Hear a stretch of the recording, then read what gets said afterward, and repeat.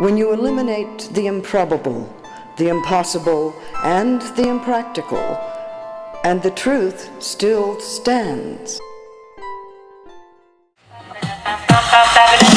If you lose with the unthinkable, don't stop till you come first. Life's so unpredictable, take control of what you're worth. Wasting time. If you lose with the unthinkable, don't stop till you come first. Stanton Friedman, practically a household name, is someone that most people in the world are aware of. I had followed his career younger, and I always felt that he was such a brave man. I'm brutally honest. And on UFOs, he talks about it being a cosmic Watergate. This man started out as a nuclear physicist, and then he turned into an international investigator. And I've always been very interested in his inquiries, and I don't want to say anything else. I would like for him to talk to us about some of the new things that he has going on, just whatever he thinks is interesting. So, Stanton, how are you doing this day in this far region of beyond Eastern Standard Time? Yes, I'm in the Atlantic time zone, and I've had people tell me, "What do you mean Atlantic time zone? Where are you?" I'm in New Brunswick, Canada. I'm east of Maine. There's nothing east of Maine. I've had... Well, I'll guarantee you they are. I'm a dual citizen of the United States and Canada. I moved to Canada in 1980. I can criticize both governments legally. Sometimes do. And for those who don't know, east of Maine is New Brunswick, Canada, province, and east of there is Prince Edward Island, another province, and Nova Scotia. Now, if you want a strange time zone, you go to Newfoundland. They're a half hour ahead of us. Oh, my. So there are people out here. I mean, there's a real contrast. I grew up in New Jersey. It wasn't my fault. I had nothing to do with it, and I haven't lived there since I was 19. But New Jersey right now has about 8 million people in about 8,000 square miles. You go to New Brunswick, and we have 750,000 people in 30,000 square miles. So 4 times the size and 1/10 the population. So things are a little different here. Must be absolutely beautiful. Well, it's great. Winters can be a little rugged. Last year we had 13 feet of snow. Oh, my. Thank goodness we didn't this year. Spend a fortune on snow clearance, but it did snow the other day, and we'll be getting more. But now, Fredericton, where I live, I'll put in a commercial. It's the capital of the picture province of New Brunswick. That's what it's called. And it's the home of the University of New Brunswick, a mile and a half from my house, so I can go to the library whenever I need information that I can't get on the internet. And it's the oldest English language university in Canada. And New Brunswick, this may surprise some Americans, is the only officially bilingual province in the country of Canada. That is, you're entitled to all government services in either French or English. You take your choice. And so this makes us different from all the other provinces. We also are 90% covered with trees, which is a little different from some places. Maine next door is like us. But I've never regretted the move. And we moved here from California. Everybody does that. I had a call from somebody saying, "Stan, what are you doing back there? Don't you miss California?" Well, sure, I told them. And the climate was great. There's no question about that. And Mother Nature was very generous to California with all the beautiful things that are there, and not just the coast and, the national park, Yosemite and places like that. And I said, and I'll admit, it took me a while to get used to not having earthquakes and drive-by shootings and smog and terrible traffic. But you know what? I learned to do without those things. There was a long silence. So there are different things in life. And there is a rumor that's been going around for 20 years or more that the reason I moved here is the FBI chased me out because of my UFO activities. And that's total bunk.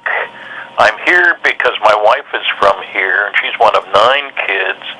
6 of of them were living here, and her parents were. So when we moved here from California, we had aunts, uncles, cousins, nieces, nephews, and a backup when I travel a lot, which I do. I knew that there was somebody who could step in and help out, and I've never regretted the move. So, and I have a post office box in Maine just to keep the ties, Yes. Well, if they had that much snow in California or in New Jersey, it would be a national emergency. Well, yes, it would be, and sometimes the streets get a little clogged with plows and snow, but it gives me. I'm isolated from some of the nastier aspects of ufology, and I'm not bothered by many people giving me a hard time. I've only had one surprise drop in at my door, who had driven halfway across the country to see me, and frankly, I was concerned about he might pull a gun out. Oh, my. Across the border, but I took him down and got him gas, and believe it or not, and I was suspicious, but I just wanted to get him out of there because my family, my kids were there. And a day or two later, I get a call from a police officer over in Maine. We found your name and address in the pocket of this guy that we arrested out at Loring Air Force Base. Oh, my. And so I told him my story, and I had never heard of this guy before. I had no warning. He drove all the way. That's kind of scary, frankly. Yes. I don't know what his game was, but that's one time in the 35 years I've been, 36 years now. I can't complain, and I'm bothered by salesmen, the people who ignore the do not call rules and all that sort of stuff, which is a pain. Mm-hmm. But I'm free to do my thing here. I've spoken at the university several times. I worked as a nuclear physicist for the New Brunswick Electric Power Company when they were building their nuclear power plant here. There aren't too many free-floating nuclear physicists around. That's wonderful. Yet another thing that makes you... No, it was good. Yes. I like having the university, and my daughter went to university a mile and a half from the house, which was great. Oh, isn't that wonderful? And so, it's been a very successful move, and I can't believe I've lived in the same place all this time. I was on a 3-year binge. 3 years in Chicago, 3 years in Cincinnati, working for General Electric Aircraft Nuclear Propulsion Department. Wow. We'll talk about that in a minute. And then 3 years in Northern California, Aerojet General Nucleonics, working on fusion rockets, compact nuclear reactors for space vehicle applications and ground applications. Then I worked in Indianapolis on the military compact reactor program for General Motors. Right. These programs got canceled, and then I went to Westinghouse Astronuclear Lab and worked on the nuclear rocket program. That was great. We tested, this will surprise some people, we tested, operated on the ground out at the nuclear test site in Nevada, a nuclear rocket engine, as did Los Alamos and as did Aerojet General. And we had a very successful test, and they canceled the program. Frustration Incorporated, What are we supposed to do? We did a great job. It worked as planned. We didn't know how long the system would work before maybe the fuel elements went out the back end. This is out in the middle of nowhere, you understand. And it was great. They played live. We could hear what was going on, the temperature, the pressure, the time, and 5 minutes, 10 minutes, 20 minutes. The maximum it could operate was for an hour because he had to store liquid hydrogen. He only had so big a tank. And we went the full 60 minutes.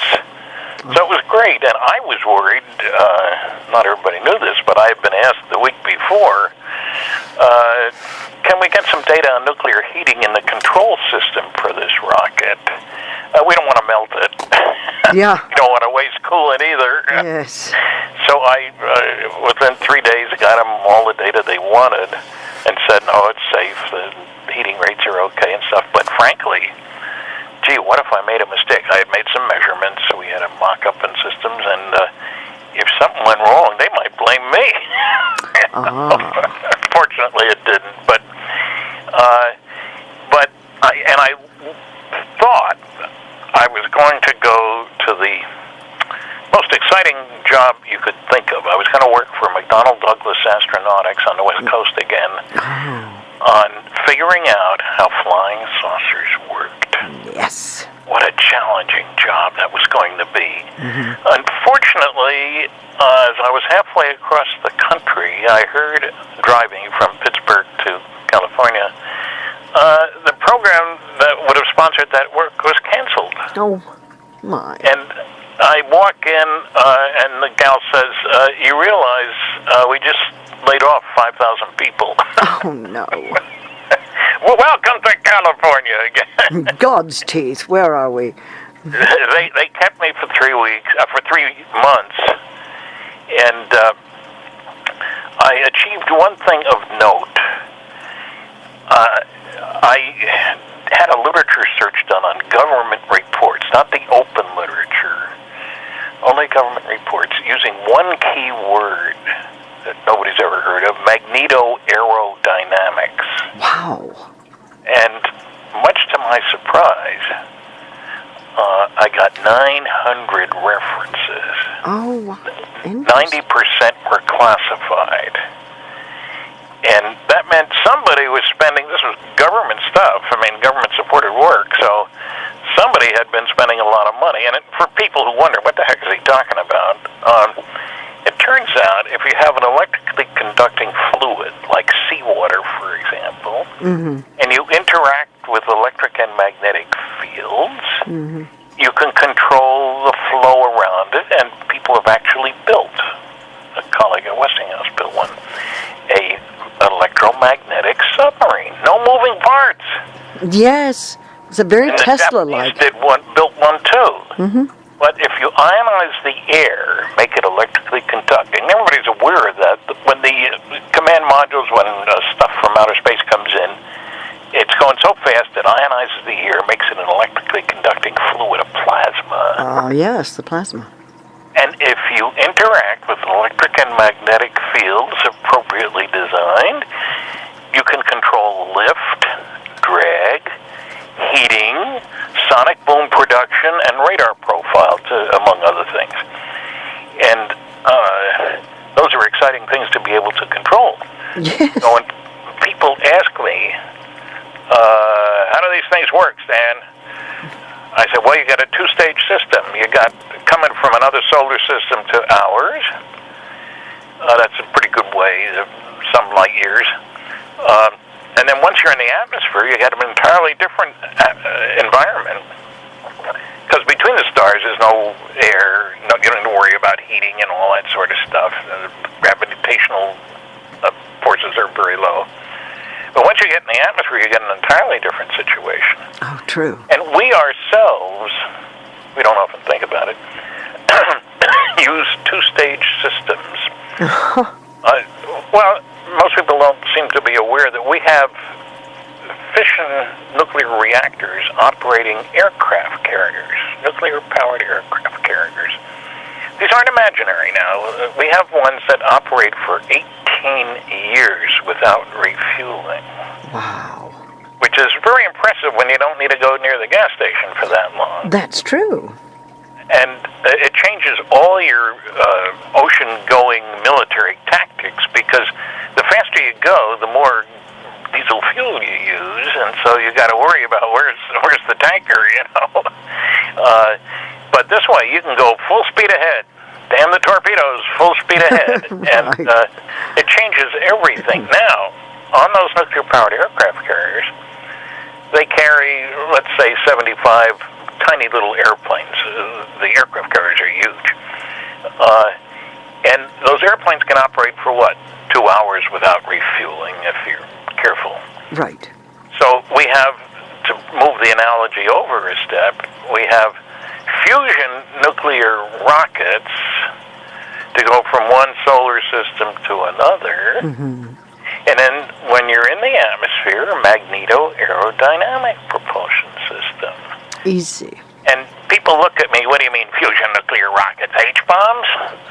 Well, there was a scheme, which I wasn't involved in, thank goodness, for if you carry along enough fusion devices, H-bombs, let's call them, as they are, and you throw one out the back and you have a pusher plate, you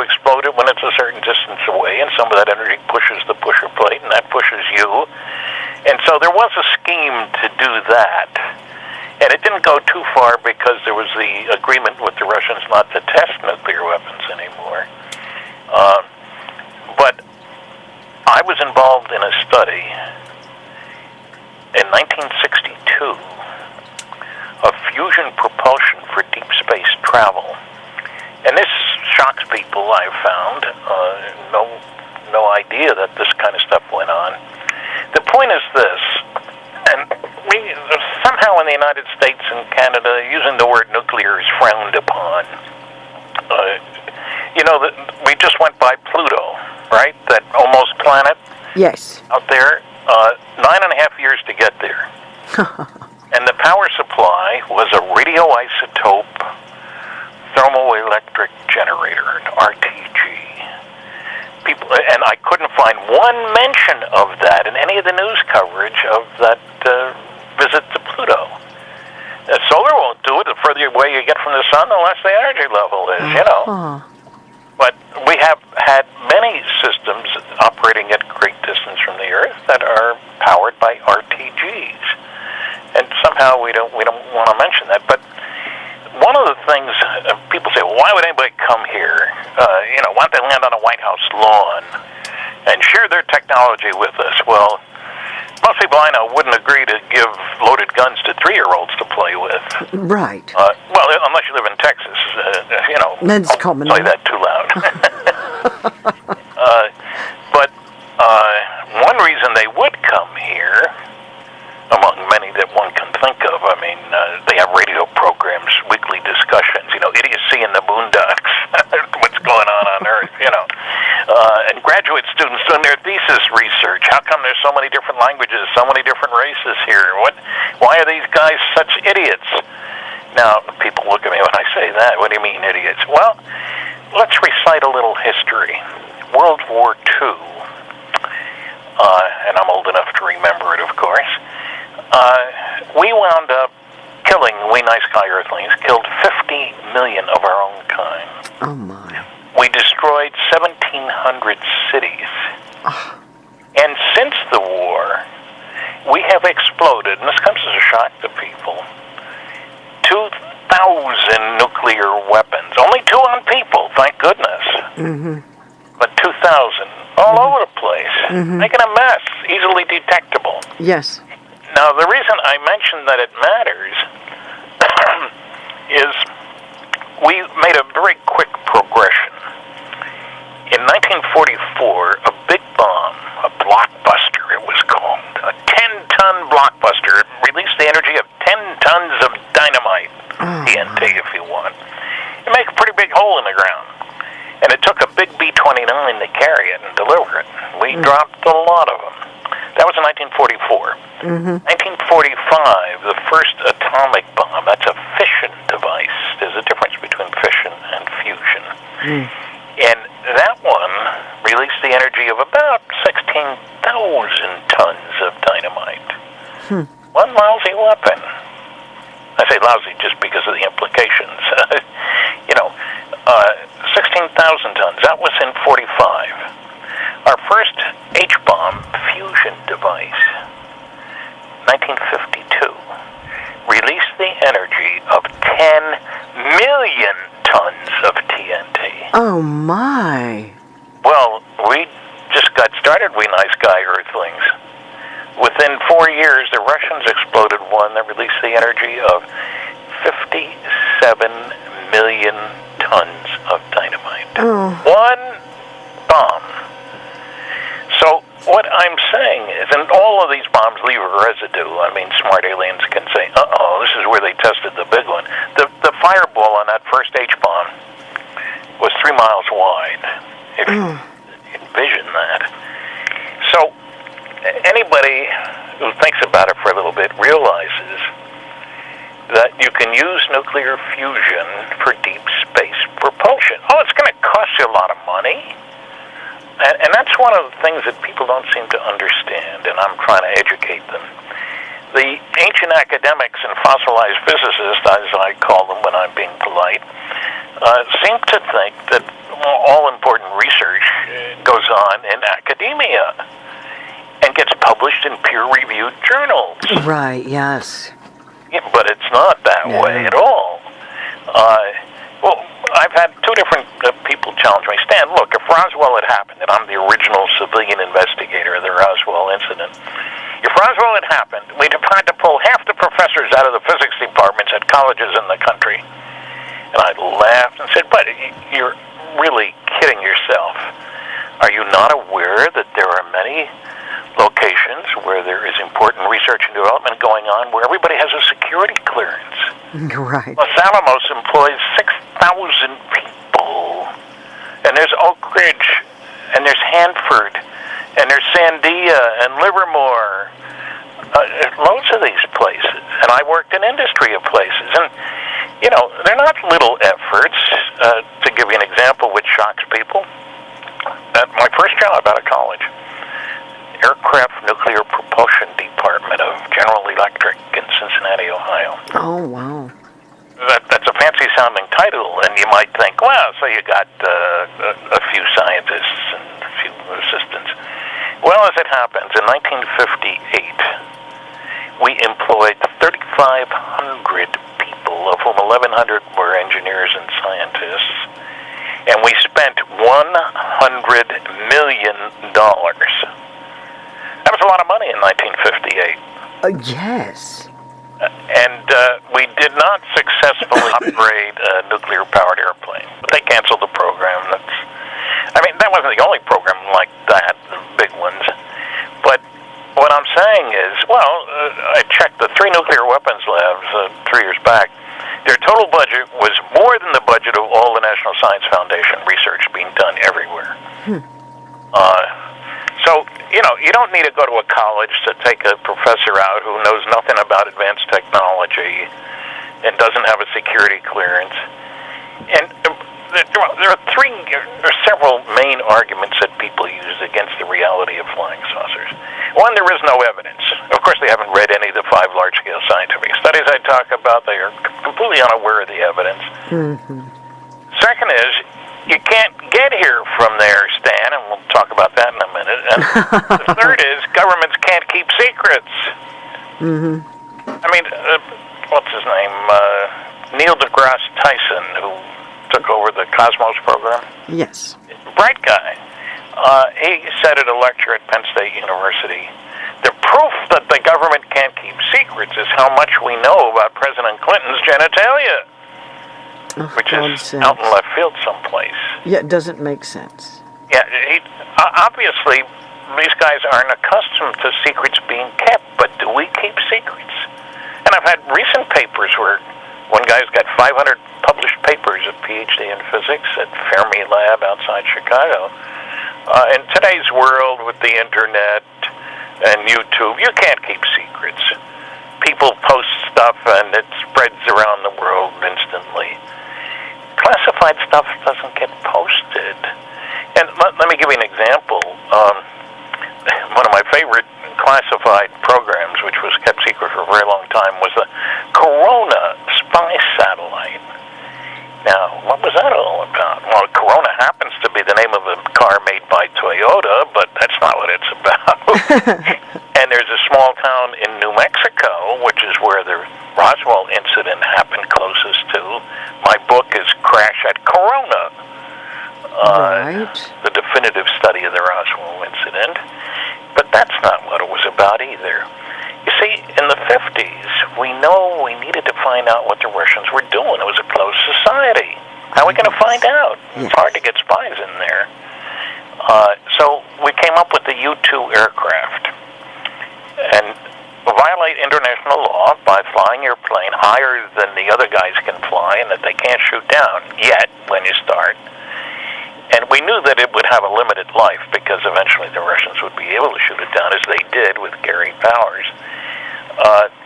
So we started work on a satellite, which would go round and round and round and be taking pictures of the Soviet Union and tell us everything we needed to know, it says here.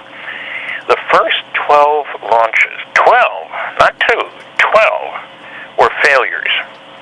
Something went wrong. The system didn't operate.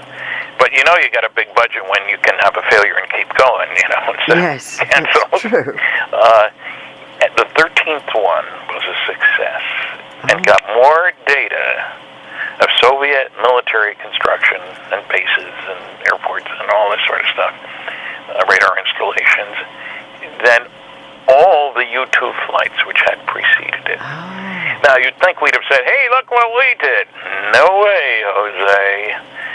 We didn't go public with that. They kept, every so often, they'd add a new one up there, a Corona. And for 30 years, these things operated. That's when we first admitted that we had done this. Oh, the Russians knew we had. But you see, we weren't violating international law with the satellite. Uh-huh. You can fly over somebody else's country, way up there. And you can't, near the ground. That's a violation of airspace. But it's not airspace when you get up 100 miles, That's true. 3 miles at sea, maybe, for the air. Well, even give them 10 miles. Yes. You too could go higher than 10 miles. But That's true. 100 miles, 150. Now, no public discussion about this expensive project. We're talking billions of dollars here. And for 30 years, that's pretty good secret keeping. Going back to World War II, the Allies broke the German military communications code. Project Enigma. There's a movie out about it. I don't know what the name of the movie is, but now, we didn't say anything in public until 25 years after the war was over. Now, along the way, there were 12,000 people at Bletchley Park in England whose job it was to intercept, decode, translate, and very carefully distribute this classified German information to people with a strong need to know, and being very careful because you don't want the Germans to know you've broken the code, because they'd change it and then we'd be tough out of luck.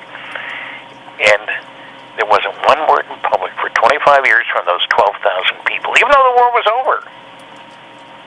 So can secrets be kept? Of course. And technology? Lockheed built the stealth fighter. $10 billion, 10 years, in secret. The development of the atomic bomb, Manhattan Project. Right.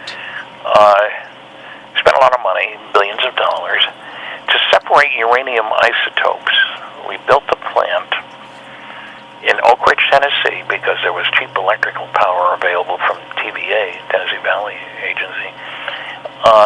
That plant was a mile long, and we pumped uranium hexafluoride gas through tiny little holes on nickel barriers. And because uranium-235 is a little bit lighter than uranium-238, it goes through a little faster. So what comes out is somewhat enriched in U-235, which is the one you want. And you put it back in and keep getting it out. There was a time when that plant was using 5% of all the electricity being produced in the United States. Oh, my. Secret.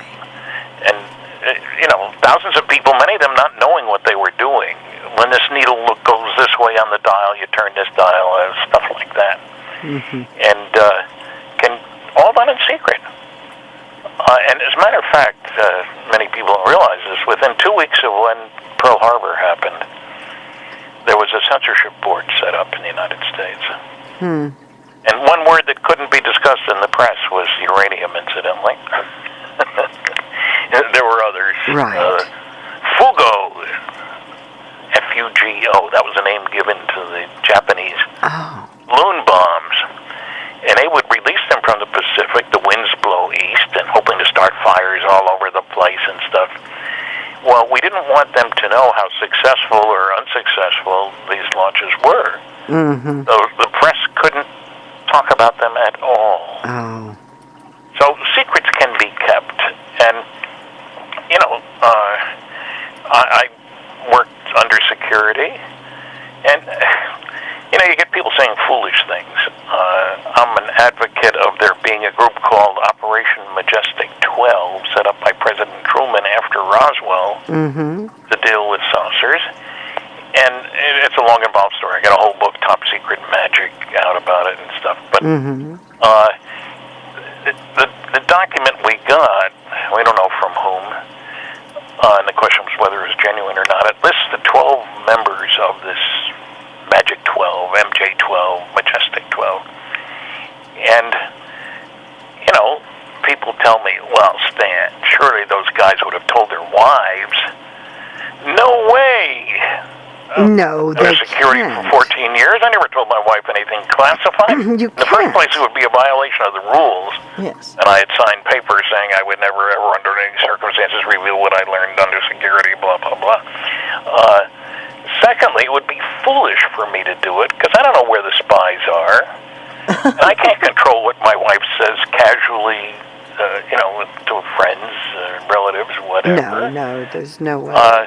And so, no way. I don't know of anybody who had a security clearance who told his wife anything classified. And proof of that, incidentally, the guy who was head of the Manhattan Project, General Leslie Groves, his wife got a call from the Pentagon, somebody in General Groves' office, telling her that the general thought she might be interested in listening to the radio at noon today. This is August the 6th, 1945.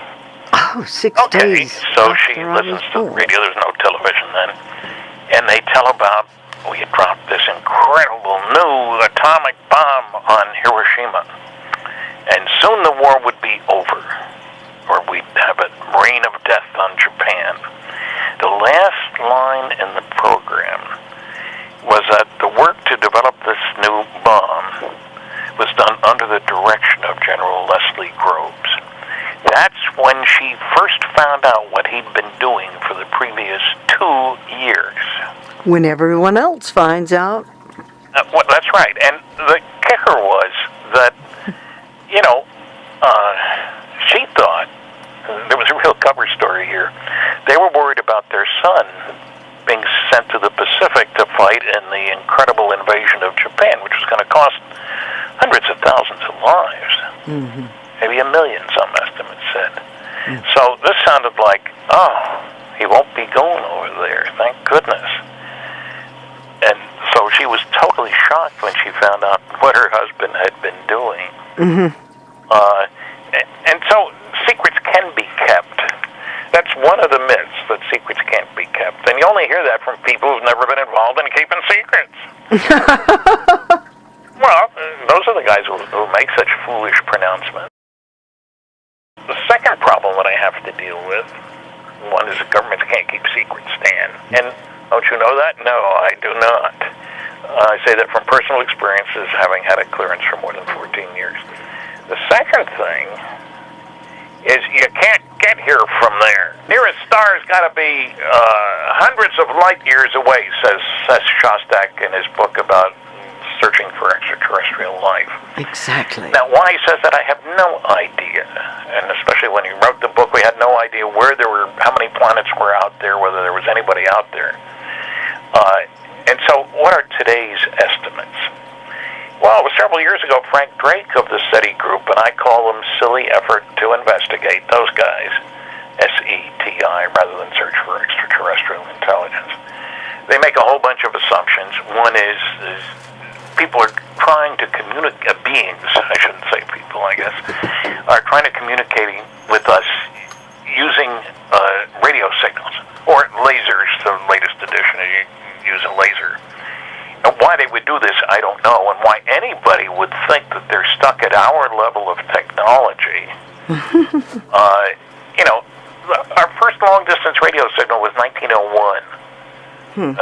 Wound up in Newfoundland, Marconi, who did something that the scientists said was impossible. One of my books with Kathleen Marden is Science Was Wrong. Originally it was going to be titled It's Impossible, Isn't It? 14 chapters, each one stimulated by some smart guy saying something stupid.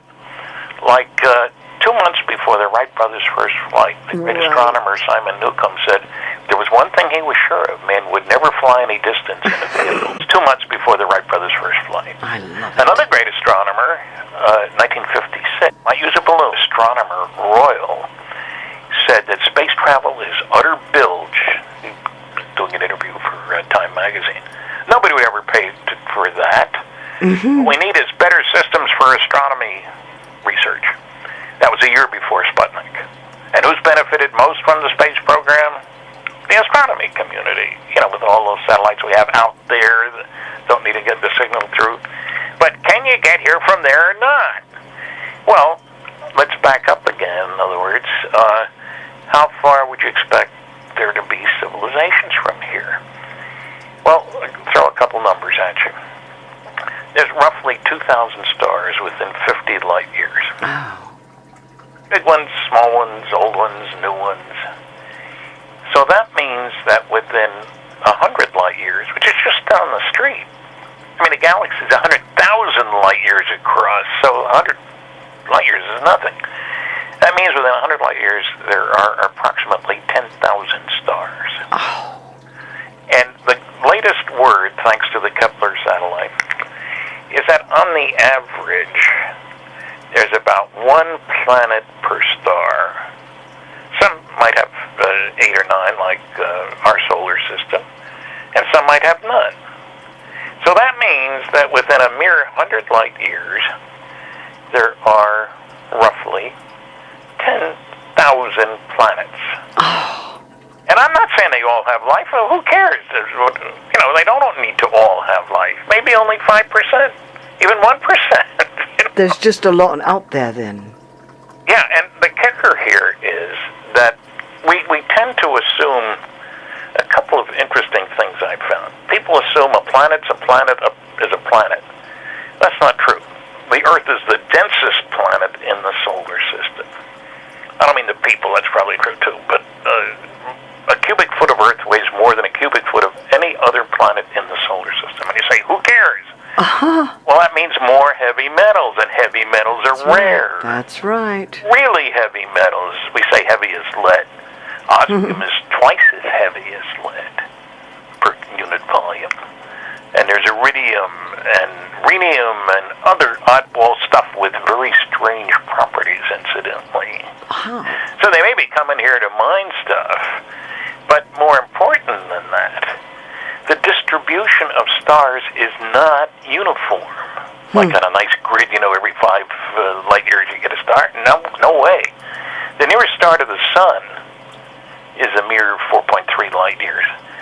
But as reported in our book, Captured, the Betty and Barney Hill UFO experience, there was a star map seen, and it's a long story, and a brilliant woman discovered the names of the stars that were in the map. And it looks like the base stars are Zeta 1 and Zeta 2, that's the Greek letter Zeta, Reticuli, the constellation of Reticulum, that's the net. Now what's special is that these two stars are only 39.3 light years from here, just down the street, but from each other, they're only an eighth of a light year apart. Oh. That means each star is visible all day long from planets around the other one. And what it means is it would be very easy to find out a lot about the other star. Our nearest star away from the sun is 4.3 light years. Okay, these guys are only looking an eighth of a light year. And so it would seem to me reasonable to expect that there would be more incentive for developing interstellar travel. When you got a neighbor, next door neighbor, Yes. that you can see all day long. So it changes the picture. Airplanes don't take off and at random select, what direction shall we go together today, guys? No, you go from one populated area to another populated area and so forth. Or, people travel for important reasons. Look at Las Vegas. That's a real important place to go, to judge by the traffic anyway. And so the notion that guys would only first send signals, Columbus sent a lot of smoke signals to the natives, didn't he? Certainly. That's pretty darn silly, isn't it? And when you look at the explorers that visited the New World after Columbus, some were here to steal gold. Yes. Some were here to steal souls, convert the heathen. Some were here to steal vegetables, potatoes, tobacco, and all the other good world, Others just build land, to build businesses, and a great variety of reasons. And one of my explanations for why would anybody come here, well, this is a penal colony. Mm-hmm. They dumped all the bad boys and girls here, and that's why we're so nasty to each other. And remember, Australia, the British sent convicts there to start things off. Yes. The state of Georgia, too, but they don't talk about it very much. I was surprised in Australia that they seem to be proud of their convict heritage, if you will. They dumped all the bad boys and girls here, and that's why we're so nasty to each other. Well, that's why. I get it. Well, I don't have a good reason.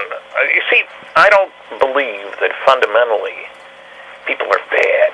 Mm-hmm. You'd think so from looking at the activities on this planet. I mean, let me give you an example. How can one justify spending $1 trillion a year on things military when there are thousands of kids dying of starvation every single day? Exactly. You look at us, and these guys are idiots. They got a great planet, and they're beating the heck out of it, and they're not taking care of their problems. They don't care about life. Mm-hmm. And you say, well, sure we do. Well, if so, why are we spending $1 trillion on things military? Mm-hmm. We killed 50 million people in one lousy war. That's not the way to keep the population down. Exactly. So it's forced me. I better make clear where I stand on UFOs. I've never stood on one, incidentally, so I don't have any. Another one of your wonderful jokes. Sayings. Well, here's the kicker. I've been studying this stuff since 1958. Been lecturing since 1967, and 3 years ago figured I'd answered 60,000 questions over the years. Wow. Well, after the lectures and in classrooms and on radio programs and so forth. So, and I know that people want. I start my lectures by telling them where I stand. 4 major conclusions. The evidence is overwhelming. Planet Earth is being visited by intelligently controlled extraterrestrial spacecraft. In other words, some, underlying 37 times, some UFOs are alien spacecraft. Most are not. Some people are 7 feet tall. Most people are. But the basketball coach says, don't tell me about the midgets. Give me the big guys, Just one will do, Secondly, the subject represents a kind of cosmic Watergate. By that I mean some few people within governments have known since at least July 1947, probably before that some UFOs are alien spacecraft. That's when we recovered the wreckage at Roswell and the plains of San Augustine, and 6 months later or so, 7, in Aztec, New Mexico and stuff. We've got hard evidence. Bodies and wreckage. And the government isn't telling us. And people say, well, what do you mean they're covering things up? How can you do that? I've had 2 recent papers I've seen where with the internet and YouTube, you can't keep secrets. Not really. Malarkey. Right. Let me give you an example. The National Security Agency, Mr. Snowden's boys, I'm sure they don't claim that. We used freedom of information back in the 80s to get information from NSA and CIA. Uh-huh. And at first, the NSA says we can't give you anything, sources and methods, data cannot be released. The CIA released 800 pages or so up through secret, no top secret information. And then we kept going round and round, and eventually, and the government put in a new regulation, an Air Force rule, a Washington regulation, saying that you can't keep things classified past 25 years without justifying it. So they had to go through all the old files, and anyway, so eventually we found out that the NSA had a lot of data, but we didn't get any of it, except the justification for not withholding it, and that in itself was 18 pages and all blacked out, just about 95% blacked out. National Security sources and methods, we can't tell you anything. Well, eventually they did. They released 156 pages of top secret NSA UFO stuff. Sounds very exciting until you look at the stuff, and then it turns out that there's only one sentence that you can read. White it out. Honest to God. Mm-hmm. And it's funny when you get this. And I found out I was the reason that they whited it out. Oh. It was funny. I called the NSA because I'd heard a rumor that they were releasing some of this stuff, and I said I'd like to get on the list, to receive it. Sure. What's your name? Stanton Friedman. Oh, I know all about you. What? I know all about you, but we don't have a file. No, that was with the FBI. Oh, all right. Go ahead. So the NSA, I said, what do you mean? Well, Philip Klass, the noisiest negativist, told us, they didn't say noisiest negative, he told us that you hold up that justification for withholding, and it's all blacked out, and you make jokes as you turn the pages, 18 pages worth, and but you didn't tell anybody that it was sources and methods. And I said, well, I do tell them that, but that's why they switched from blacking things out, which is more dramatic on television, of course, to whiting things out. They think we're idiots. We don't recognize that whiting out is just as effective. Anyway, I got them 156 pages. You can read one sentence per page. And I did have some people in ufology say, see, Stan, they're releasing everything. I say, can you tell me what's under the whiteout? Right. No, but then they're not releasing everything. And then the CIA finally, after a couple of years of working at them, sent out some of their top secret Umbra stuff. It's all blacked out. You can read 6 words on this page, So what people tell me, and remember, this is back in the 80s. So how much more have they collected since then that they haven't released? They're a little slow. And they play games. I mean, there are laws that say you're supposed to respond to a Freedom of Information Act request properly made within 2 weeks. And, okay, years ago I'd sent in a request for my FBI file. Told them where I was born, when I was born, my parents' names, a lot of background. And told them that I'd had a clearance for 14 years and stuff. And I sent a request to the CIA at the same time for their files on me. I hear first from the FBI. I'm sorry, but we don't have a file on you.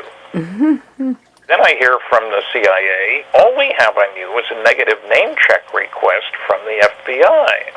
And they sent me a copy of this little squib of paper that gives a file number. Okay, I send that to the FBI saying, gentlemen, could you please recheck your files? It seems that you told the CIA that you had a file on me. I get back a response. We have rechecked our files and find that we do indeed have a file on you. I mean, how many people are named Stanton Terry Friedman, for goodness sakes? But it's classified. Okay, so I sent him another letter saying, I'd like to know the size of the file and at what level it's classified. And what I got back was that that information is classified as well. So we start off by saying, we have nothing on you, even though I told them I'd had a clearance and I knew that the FBI had done the clearance checks, and you need them rechecked every 5 years, so there's 3 there. And so they lied about that. And then they won't release the size of the file or the security level of it. It's playing little games. Yeah, I see. But you got to be persistent. And what can I say? Do they always follow the rules? No, they don't. And I am not saying that the government should release all the classified information it has about UFOs, and people are shocked. What do you mean? Aren't we entitled to know everything? No. There is good reason for withholding certain information. Well, like what? Well, suppose we have analyzed wreckage and learned something about the composition of the material and how to duplicate it, or learned by looking at measurements made by airplanes chasing UFOs with sophisticated equipment to get electromagnetic signatures and other such stuff. Do you want us to put that out on the table? If the Russians and the Chinese don't put out what they have, that makes no sense. What if we figured out a better way of detecting saucers flying in the atmosphere, because I've heard of cases where a radar crew is locked onto a UFO, and there's a guy outside who's looking at the two together, and it turns out that they break the radar block. And the color changes of the region, probably a plasma region around the craft. Do we want anybody to know that we've figured out a way to detect things that's different from the normal stuff? No. I don't think so. So, we live in a dangerous world, and I am not for dropping everything on the public. Also, you step back a little bit and you say, well, okay, what happens if, say, the Queen and the Pope put out an announcement that we've been told by reliable sources that the planet's being visited, and we're going to have international conferences on the religious, psychological, economic implications of that. What would happen? Well, church attendance would go up, the stock market would go down, there would be a hue and a cry from religious leaders and from others, and a push on the part of the younger generation for a new view of ourselves, instead of as Americans, Chinese, Greeks, Peruvians, Canadians, etc. Right. As earthlings. I mean, from an alien viewpoint, we are all earthlings. We don't seem to realize that very often. But I don't know of any government on this planet, certainly not the Canadian or American government, that wants its citizens to owe their allegiance to the planet. Nationalism is the only game in town, as far as I can tell. And there are religious implications. Matt Robertson has said we're the only intelligent life in the universe. Oh, on this planet. Honest. And also remember that the planet was created in 4004 BC. It was a Thursday, I think. But, I think they left 6 zeros out of that. But, in other words, we are not set up, judging by that $1 trillion military budget this year, to play nice with each other. We put our money into soldiers and pilots and ships and explosives and so forth and so on, not in trying to solve the problems of the planet, of which there are quite a few. I must say I was pleased about the global warming conference, that so many countries signed on to that. In the book, Science Was Wrong by Kathleen Marden, we talk about global warming, and I think much of the hue and cry was overdone. But I cannot imagine why anybody would call carbon dioxide a pollutant, because every plant on the planet needs it. Right. You're going to say get rid of all the carbon dioxide. Water is much more of an agent for modifying temperature. But anyway, that the countries were willing to talk to each other about that, and there are financial consequences of that, obviously, was a good sign. Maybe it's the influence of the younger generation. I don't know. But what I'm saying is we live in a strange world.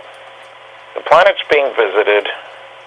Oh, my third conclusion is there's no good arguments against those first two conclusions, that we're being visited and that there's a cosmic Watergate. And the fourth conclusion is it's the biggest story of the millennium. Oh, likely. The planet, Yes. And especially when you consider all the data obtained by radar and by spy satellites and by pilots. And people say, well, how come pilots never see them? Well, they should check out an organization called NARCAP. NARCAP. Let me see if I can get this right. National Aviation Reporting Center for Anomalous Phenomena. Wow, that's amazing. And that's where pilots can report sightings without having to give their names. And they have received thousands of reports. And the chief scientist was a retired NASA scientist, Dr. Richard Haynes, who's written several books on UFO sightings by pilots. One about sightings in Korea, for example, and I've heard citing reports from many countries. So there is hope, in other words. The point here is that, surprisingly, people always think that you must get a hard time for coming on so strong, Stan. No, I don't. I've had 11 hecklers, 2 of whom were drunk, in more than 700 lectures in 50 states, 10 provinces, and 18 other countries. Wow, you're doing very well. I'm told, and I can't guarantee this, but I'm told that you get more than that if you talk about sports, religion, or politics. Yes. I don't talk about those things, so I can't validate that. But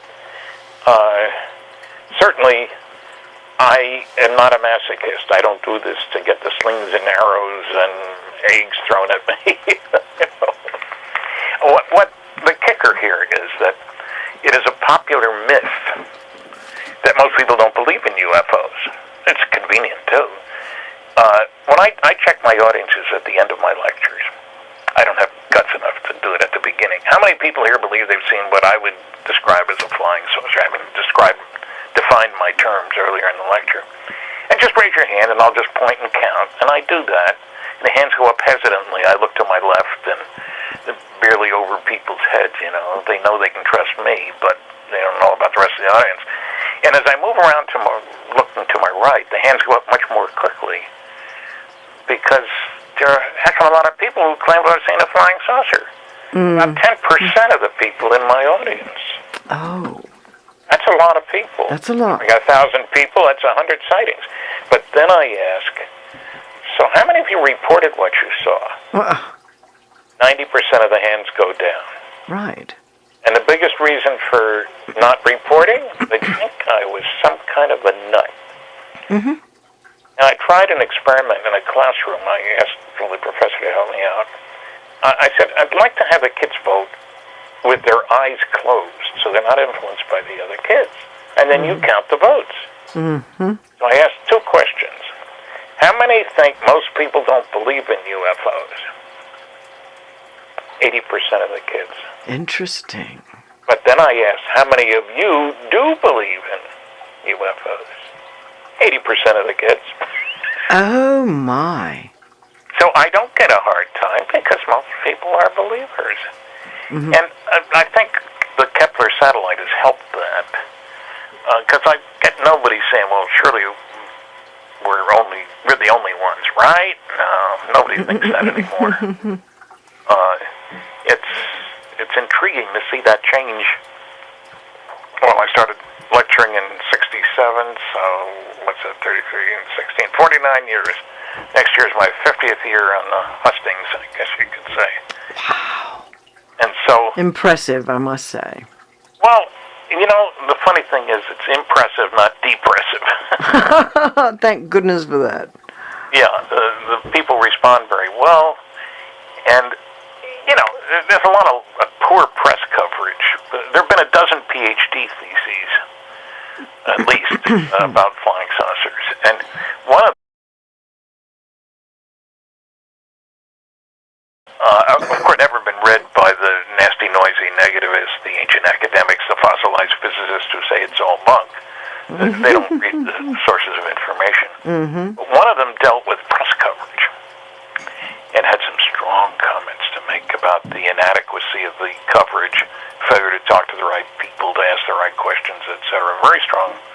At the Medill School of Journalism at Northwestern University, incidentally, which is where J. Allen Hynek was at the time.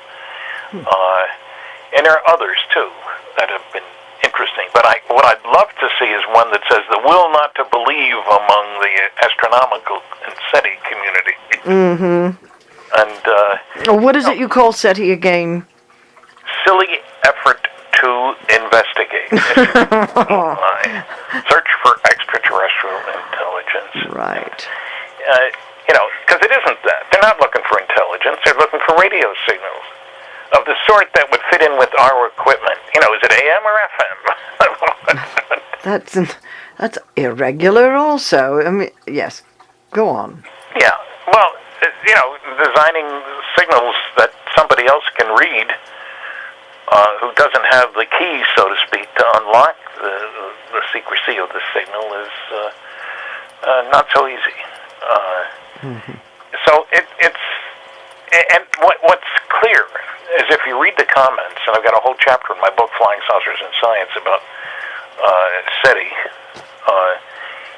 is that they will never reference the UFO evidence. For example, the biggest study ever done was done by Battelle Memorial Institute in Columbus, Ohio, under contract to the United States Air Force, Project Blue Book. And they published a report. They didn't distribute it, but they put out a press release talking about their study being done in 1955. It's an awful long time ago. And in the press release, the Secretary of the Air Force, and you can't get to a higher authority than that in the Air Force, Donald Quarles was his name, said, on the basis of this study, we believe that no objects such as those properly described as flying saucers have overflown the United States. Even the unknown 3% could have been identified as conventional phenomena or illusions if more complete observational data had been available. Well, that's pretty straightforward. The only trouble is it's a total lie. I had the report. The press release was included with it. And the unknowns weren't 3% or 4% or 6% or 12%. They were 21.5%. Don't tell me that's 3 rounded off. Not where I come from. Furthermore, they looked at 3,201 cases. That's a pretty good sample size. And they found the better the quality of the report, the more likely to be unexplainable. They had a separate category called insufficient information. If there wasn't enough data available about a sighting, in contrast with what the Secretary of the Air Force said, it was not listed as an unknown. It was listed as insufficient data. That's another 9.3%. They did it. They asked a sensible question. How do the unknowns compare with the knowns? Is it likely that we missed the boat somehow and that they're really the same populations? They looked at appearance, size, color, shape, speed, that sort of thing. They found the probability that the unknowns were just misknowns was less than 1%. Oh.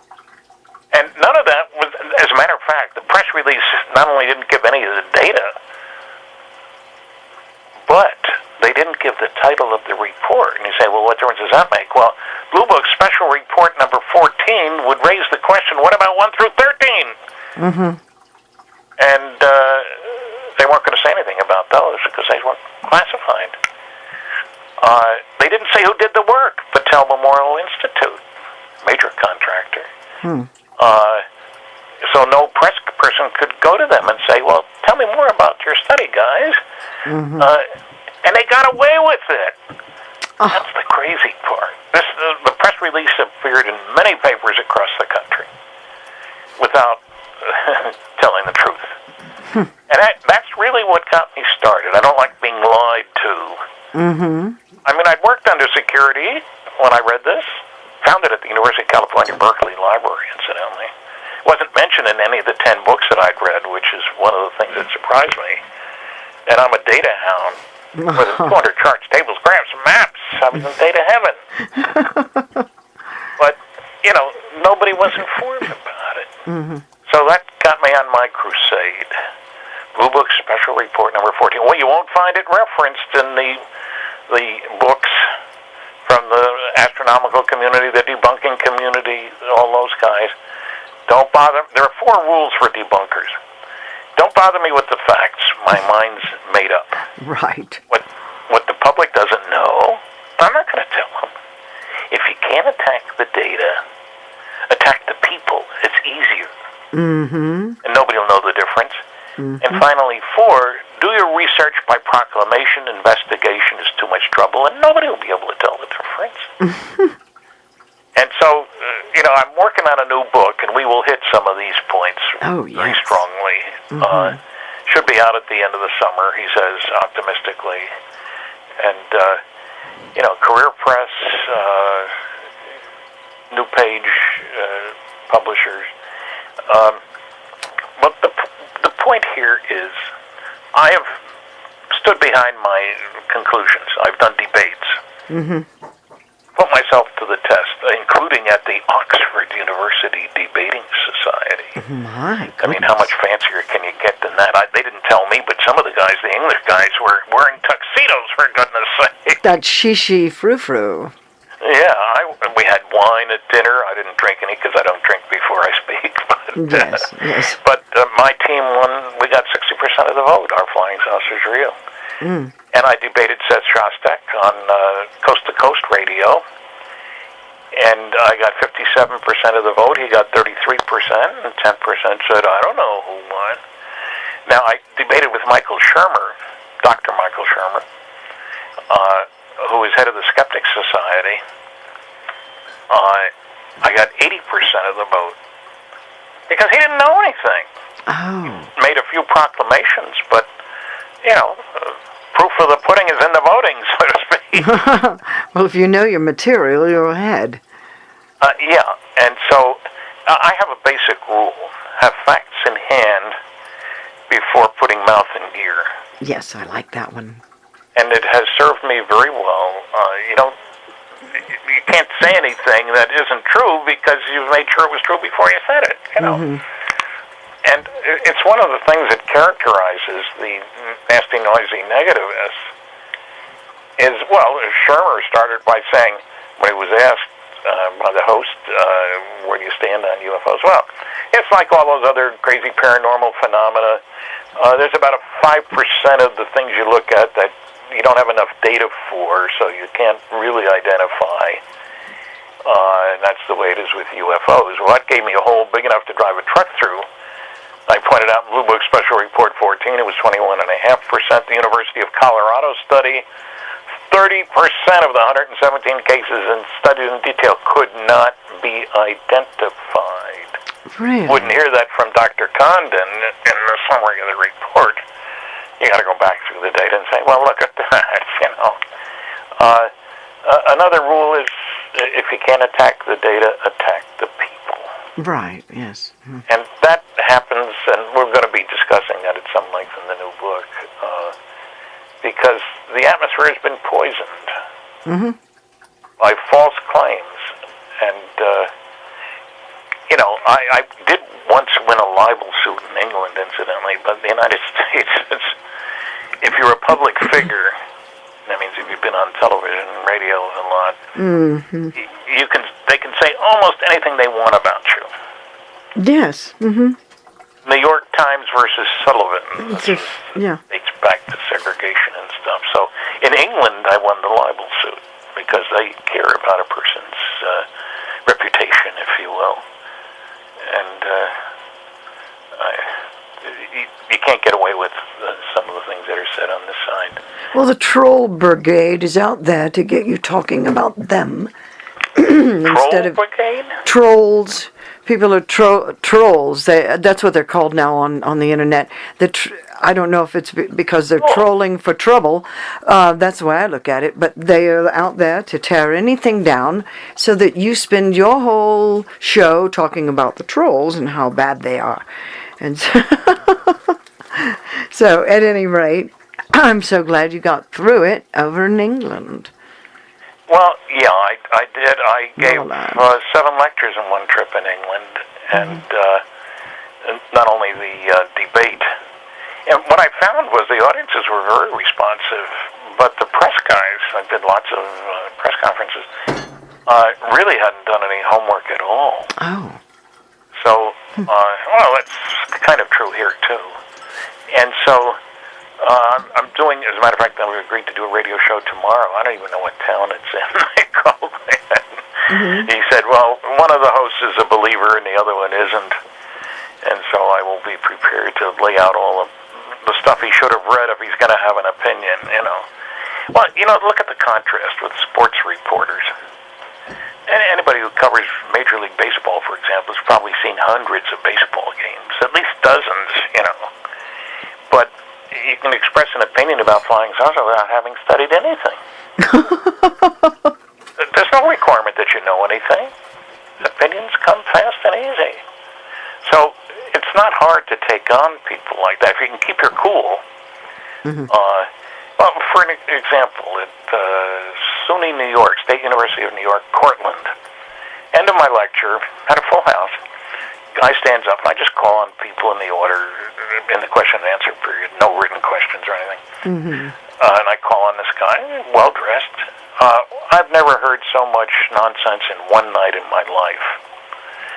That's a great way to start. So I said, can you be more specific, please? You said that Betty and Barney Hill were taken to Zeta Reticuli and back in 2 hours.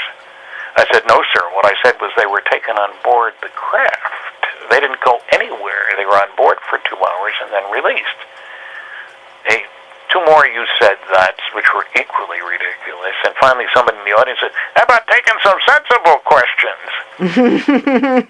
This guy gets up and marches out. I said, well, I'll take your question, but who was that? I got under his skin. He was a professor of physics. He hadn't heard what I said. Don't bother me with the facts. My mind's made up. There you go. A lot of that. And I understand you have to talk to Americans, tell them something 3 times, or they won't even hear it. And the 3rd time they can hear you. I've heard that. I don't know. Look, I'm very pleased with the response I get at my lectures. He was one of the 11 hecklers, that guy. But in all those years that you've been doing this, 11, that's amazing. Yeah, when you consider how many public appearances I've had, not only the lectures, but the media stuff. Yep. Yes. Now, I've had a couple of media guys who were nasty. The Schulman File, he's a talk show from Canada. I've listened to it recently because somebody asked me about it. Cause I don't know where they get it, but a lot of this stuff appears on YouTube. Yes. So, from 20 years ago, I didn't put it on there. Freedom of information. Well, I guess. And there are, I guess copyrights don't apply to any of this stuff. Anybody can post anything, I think, as long as you're not charging. It's an interesting world, but all I can say is this. After all these years, and I'm 81 years old, and I'm still going strong. I got 9 more years to go, because both my parents lived to be 90. I have really enjoyed the response that I get. And what people say, I used to get letters. I'd ask for letters after a lecture at a college, and I've got a whole raft, hundreds of letters from satisfied customers. And in many cases, and I'm not bragging, this is just the way it was, I get told that I had the biggest crowd they'd ever had for a lecture. Wonderful. It's not me. I mean, it's the subject matter. And I guess people think that somebody who was a nuclear physicist for GE, GM, Westinghouse, etc., must have something on the ball. Well, actually, if you've got someone who has a brain, who's an investigator, who wants to know the truth, who's upset if someone doesn't tell them the truth, you've got someone on the case who's not only got the science behind it, but has the ability to investigate because they're interested. A lot of these people are out there doing it because they want to make a name for themselves. And that you're not going to get the same kind of material, not the care. Well, I've been fortunate enough. I've been to 20 archives, some of them many times, like the Eisenhower Library, the Truman Library, and so forth, National Archives. And I believe in going after the trivia, if you will. I think my biggest discovery came as a complete surprise. This Majestic 12 that I briefly mentioned, there's a list of 12 guys who supposedly were sitting in the catbird seat looking over the UFO scene, and half military, half civilian, but one of the guys was Dr. Donald Menzel of Harvard, an astronomer who'd written 3 anti-UFO books. Now, everybody else, there were generals and admirals and so forth, and you could tell from their jobs that they had high-level security clearances. But you don't need a high-level security clearance to teach astronomy at Harvard, for that matter. So I had trouble accepting that document, but I decided, let's find out. All the guys were dead. How convenient. So I called Harvard and found out I could get access to Dr. Menzel's papers if I got permission from 3 different people in writing. So I wrote the letters and got the permission, and I visited there. I didn't like him when he was alive. His books were terrible.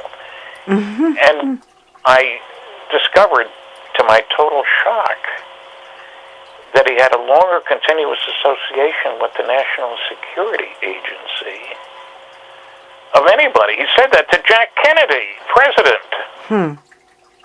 It turns out he did classified work for the CIA and many other government agencies. I was flabbergasted.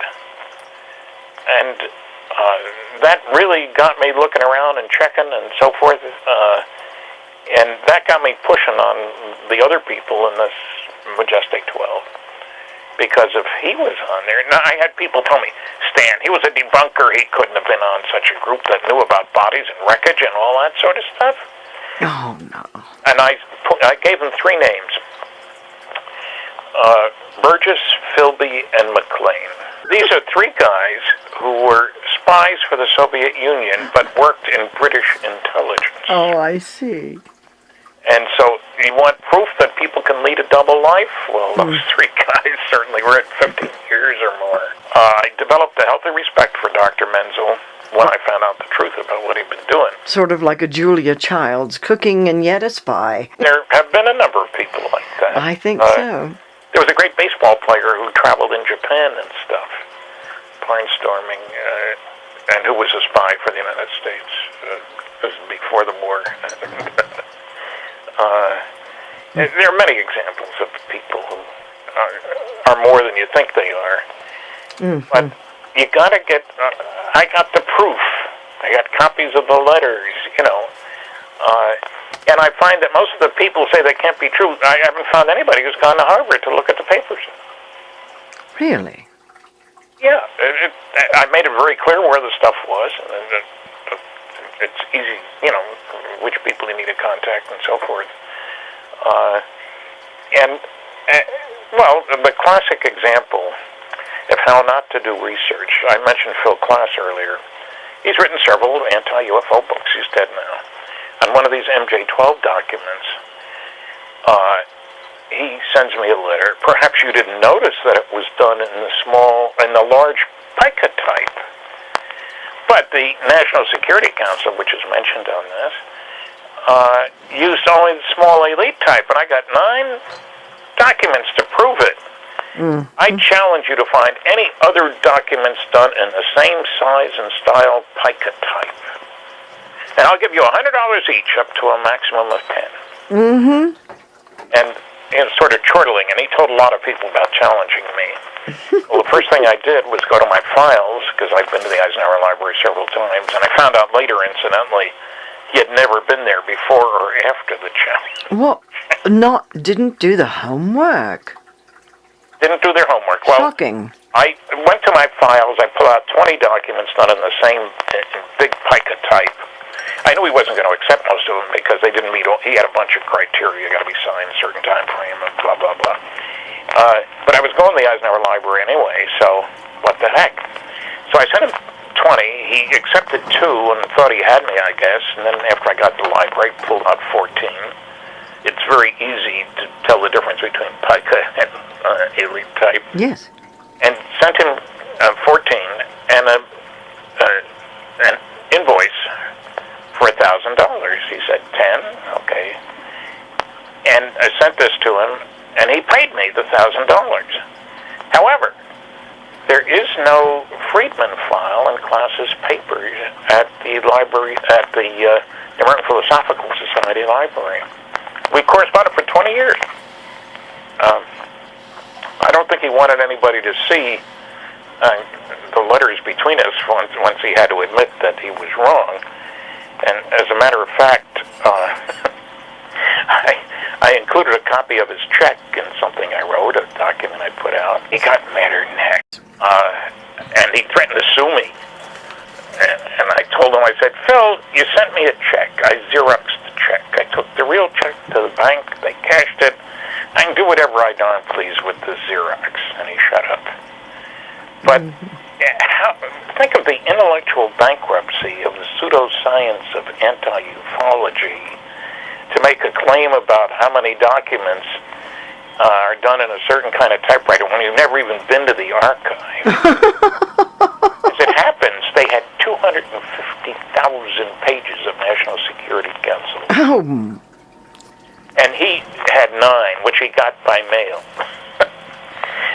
But he thought you could generalize from, what was there to say all. That shows you a failure to be concerned with the truth. A fraction of the information. Yeah, and so that stands out as an example for me of why you gotta do your homework. It's not that I care what kind of typewriters people use, but if you're gonna make a claim, get it right. And my book, Top Secret Magic, goes into a lot of this. The claims from people, in one of the documents it says Admiral Hillenkoetter was the briefing officer. Well, it turned out that Hillenkoetter was only a rear admiral. He had been head of the CIA, incidentally. Well, that proves the document's a fraud. No, it doesn't. All the military officers, they use generic ranks for. You say general, in other words, whether it's lieutenant general, major general, brigadier general, 4-star general, because ranks change. It's standard practice. And I went, one of the times I was at the Eisenhower Library, Eisenhower's staff secretary, who was a brigadier general, Goodpaster, he would take minutes of meetings where there were mixed groups of people there, and he would list attendees, always using generic ranks, including for himself, General Goodpaster. But he'd sign the letter, Brigadier General Goodpaster. And I checked with 2 archivists. Does this bother you, this use of generic ranks? I said, no, I did that, and I looked in one of his books, and sure enough, he did. It's standard practice. And so you get people making claims about which they know nothing. It shouldn't have the date format is wrong. I had one file folder from the Eisenhower Library that had 7 date formats. Oh. Well, this was typewriter days. It depended on who was doing the typing. People who try to tell you they're all like this, or this format, or that violates the style manual, or those objections, if you do some looking, you'll find none of those stand up. The word all just has no place in that. And some of the stuff at the Eisenhower Library, the gals, the National Security Council, they would get input. They'd put out a suggested memo, and they'd get input from a dozen different people, and then they'd have to put this all together into a final document. And there were girls typing at 3:30 in the morning because it had to be done by the morning. And there are notes on these things like that. So, the real world is not the same as the imagined world. It's true. Very true. Most people don't realize what's really going on around them. Yeah. Well, Oh, go ahead. I was wondering if I know you have a new book coming out, and this is so important because many people are going to be very anxious to read it. I'm curious if there's anything that you can say about it that is different than the other books that you've written, or any perspective without giving away your secrets. Well, it's another book by Kathleen Marden and myself. She's Betty Hill's niece. Wrote most of our book, Captured, the Betty and Barney Hill UFO experience. Wonderful. Is a real expert on abduction cases. Written a couple of books not involving me on this. And what we're done is kind of put it all together to go after the biggest names of the debunkers. The people who've gotten away with saying all kinds of things that aren't true. And we think it's time to expose them. So that will be a large part of the book. Debunk the debunkers. Well, yeah, that's not the title. But, no, I know. But it's a wonderful subject, and I think there's a lot of people out on the web who are so frustrated with some crazy person writing all this stuff, making it all look bad, trying to chase away their subscribers or their viewers, and it's just It's smoke and mirrors, Get the truth. Well, Let's yeah. get the truth. Look at the incident at Exeter, a book in the mid-'60s by John Fuller, who later wrote The Interrupted Journey about the Betty Barney Hill case. And the explanation just a few years ago, a new explanation, we can prove that what they saw there was air refueling of military planes. Now, there are refuelings that do take place, and there is Pease Air Force Base up in that area.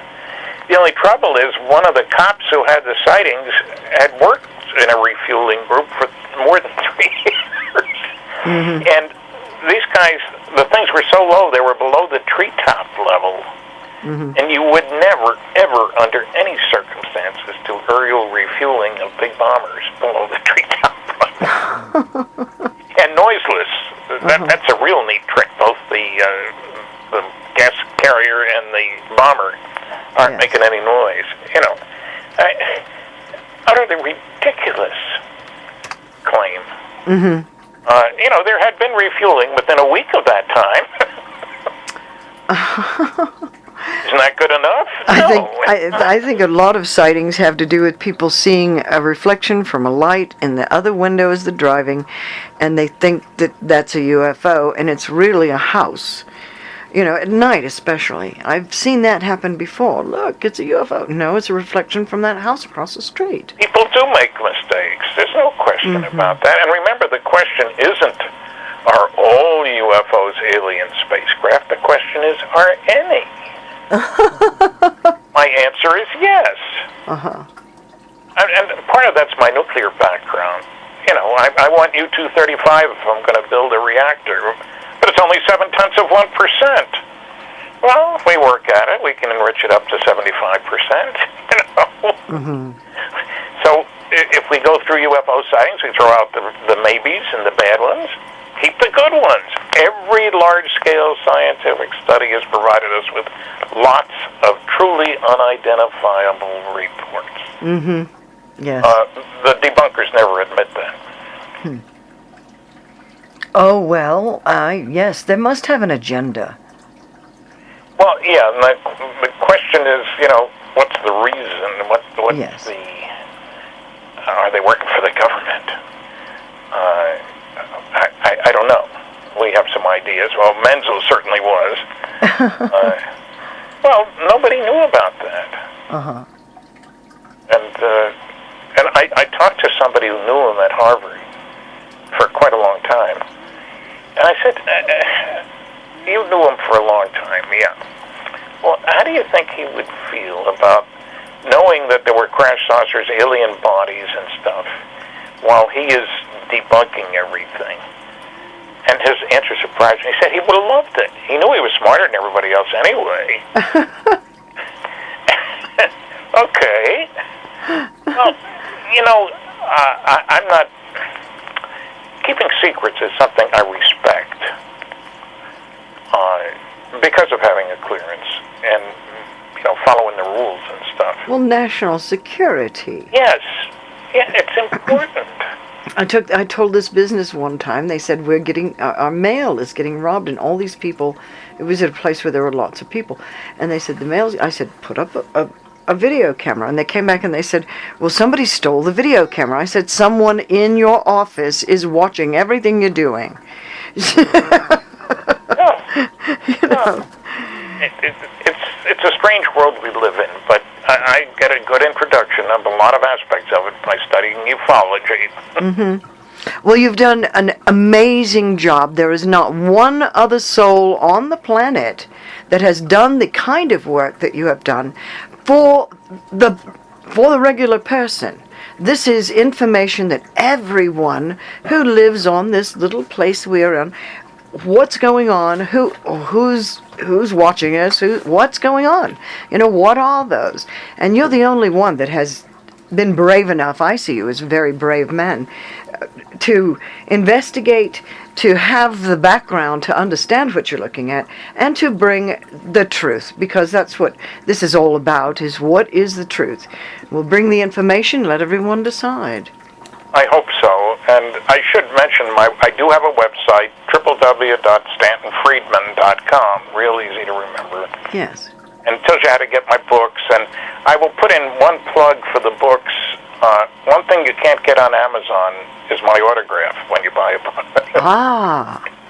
So everything I send out, and Kathy sends out from her website, is autographed. This is books wonderful. are both written. We have little book plates that have both our autographs. We get together at meetings and, you sign and I'll sign. Oh, it's wonderful. Now, see, that's a reason for people to go to your site and to find all the information, your background, and there's so much about you and where you started out, and I just wanted you to have a good time talking about things that are interesting to you. Maybe some things that nobody else has heard you say. That's fascinating, and I think that we've handled some of that today. Is there anything else that you would like to say to people? Well, just think about what it means to you personally when finally we get the truth about what's been going on. Mm-hmm. We are not alone. We're not the big shots we'd like to think we are. Maybe our kids will grow up in a better world because of that if enough people get to realize that we're not the be-all and end-all. We got a lot to learn. And it's an exciting universe out there. Oh, it certainly is. And I am so thankful for you. I can feel your warmth of your heart every time I watch you lecture. You're so funny, and a lot of the statements that you've made, the words that you've coined and phrases are just delightful. And whatever you have not mentioned, I might have people just go and watch some of his lectures. Go to his website, and I'm going to put up pictures of many of your books up in this interview, because we didn't get to do it in person. But I am so excited and so happy that I had an opportunity to talk to you and bring as much truth as we can to as many people who are interested. Well, I've enjoyed the opportunity, and now I'll get ready to fight the snow that's coming this evening. Oh, yes. Hopefully it's not like 30 inches. No, it won't be. It won't be. All right. Thanks for having me, son. Thank you so much. And I just encourage everyone to discover Stanton Friedman. .com. All right, then. We'll talk to you another time. Okay, thanks. Thank you. Make you lose the unthinkable. Don't stop till you come first. Life's so unpredictable. Take control of